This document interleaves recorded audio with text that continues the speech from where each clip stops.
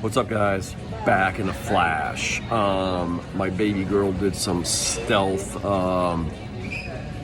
intel research and gathering. So for Atlanta, this is another Atlanta post, by the way, but that'll be in the title, but you'll figure it out because you guys are smart. So the 4 songs to vote on in Atlanta are Rocks Off. If they played that, that would be awesome. We saw that in Houston, but that would be awesome. Off Exile on Main Street. I'm sure all of y'all know that. Let It Bleed. Would rather not see Let It Bleed. I want to say they've already played that, which would be in our favor. Horses. Wild Horses? Seriously? It was Wild Horses? Yeah. Wild Horses, which I think is an epic song, but I don't want to see it live. The 4th one is Sweet Virginia.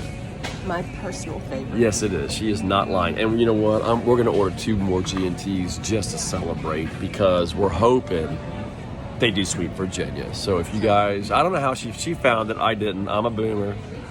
I Googled it. Well, that's always an option. But Sweet Virginia, we will lose our minds if they do Sweet Virginia. So once again, when we get to Atlanta, we'll check in.